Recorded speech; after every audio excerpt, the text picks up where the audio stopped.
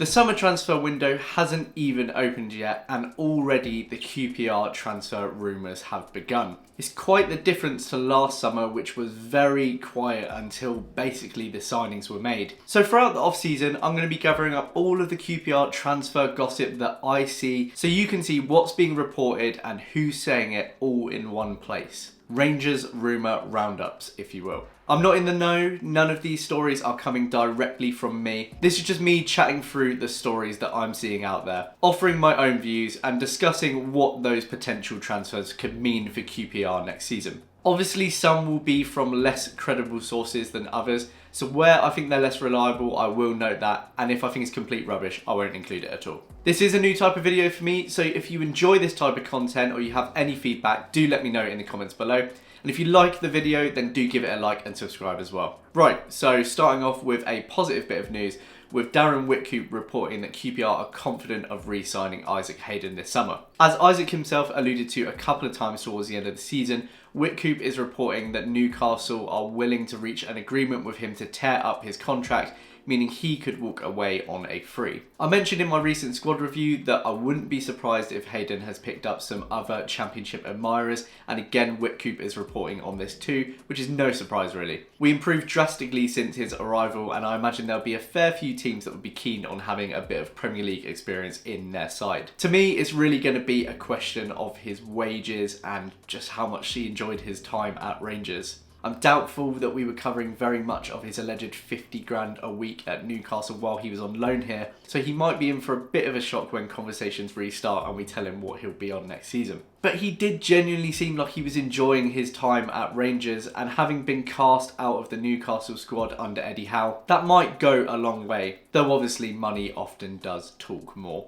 There is a little bit of concern that it could be another Johansson or Austin situation after they joined permanently from their loans. But I think he's young enough and he kept pretty much injury free throughout his time at QPR. So if we can make the deal happen, I'm all for it. Next up, in less positive news, we have John Percy reporting that Stoke City have made Clarke-Salter a top summer target with a likely price of £5 to £7 million.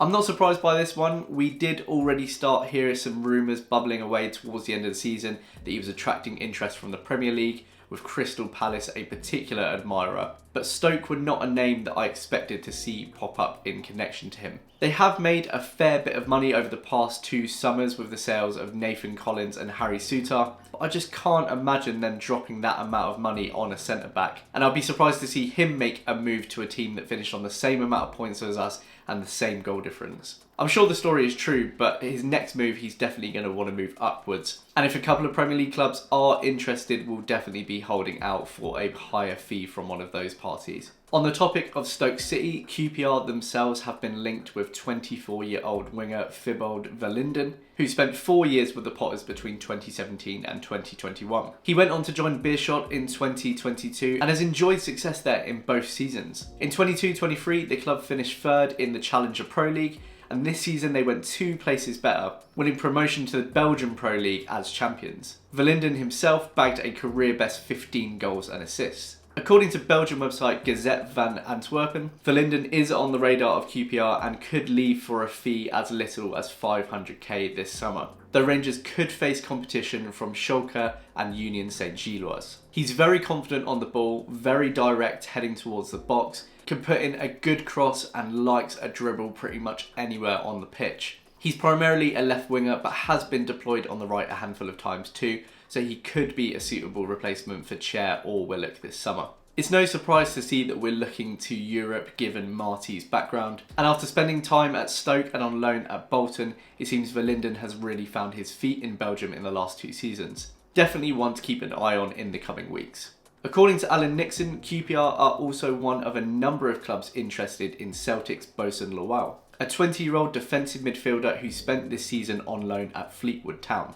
Derby and Portsmouth are also reportedly interested. Fleetwood Town's season may have ended with relegation to League 2, but the Republic of Ireland under-21 international has been a bright spark for them over the course of the season. He was initially signed as a centre-back by former Celtic captain Scott Brown back in August, but it was Fleetwood's third manager of the season, Charlie Adams, who redeployed Lawal as a defensive midfielder, and it has been transformative for him. At 6'2", he's very strong on the ball and took very nicely to his new defensive midfield role. He's also a fantastic carrier of the ball and very good going forwards too. So much so that he ended the season as Fleetwood's second top scorer with 6 goals and 2 assists, and 7 of those 8 goal involvements came in 2024 alone. Strangely, given his bigger build, he reminds me a lot of Eze on the ball, in that time seems to slow down and he just seems to weave in and out of people. In terms of that defensive midfield role, he would be a really good replacement for Hayden if we don't manage to make that happen. But he would also be a great alternative option in the middle if Marty doesn't want to deploy 2 defensive midfielders next season,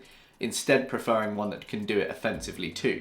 QPR are supposedly leading the chase, but it won't be a simple transfer. The Sun suggests that Brendan Rodgers may be willing to give him a chance in pre-season, or they could opt to send him out on loan again given he signed a new 3-year deal last August. I'd like to think that Marty's credentials would give us an edge if it does come down to a loan signing, because it sounds like Lawal will be much sought after this summer. Next up is Luton Town's Luke Berry, who Pete O'Rourke of Football Insider is reporting is on the radar of both Watford and QPR. DC United are also supposedly interested. I'm less sure on Football Insider as a reliable source, but according to this article, the 31-year-old midfielder could be set to leave on a free this summer.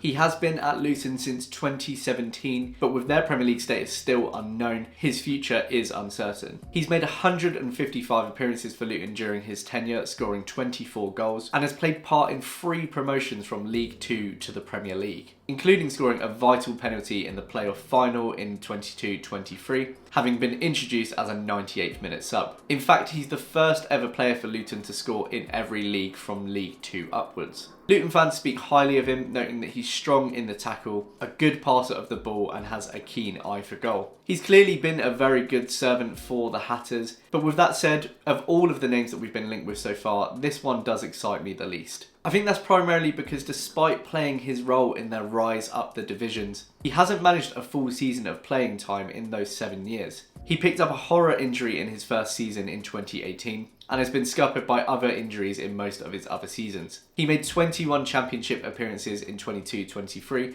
and 16 Premier League appearances this season. Pair that with the fact that he'll be 32 by the time he joins, and with Colback currently 34, I'm not too sure that we want too many older centre mids in the squad, especially if he's lacked consistent game time. He could add some good experience with all of those promotions under his belt, but with the likes of Colback, Cook and potentially Hayden returning, I do think we have that experience covered. If the wages are right, he could be good for depth, but I'm not too concerned if this one doesn't materialise. Lastly today we have Declan Frith, who Nazar Kinsella of The Standard is reporting to be on the radar of QPR, alongside Watford and Getafe. 21-year-old Frith spent time in Villa and Chelsea's academies, before signing for Valencia's reserve side in 2023, where he made 14 appearances this season, scoring 1 goal. He's been primarily used as a winger this season, but he did spend time as a striker and left-back in his youth days, amassing 12 goals and 8 assists with Villa before being released that summer. Kinsella reports that Frith has become frustrated this season with the lack of first-team opportunities, and that the Spanish side could be willing to let him leave this summer for a nominal fee. There's very little footage of him online, but he was getting a lot of good press during his time at Villa, with some saying he was emulating the wing play of Jack Grealish.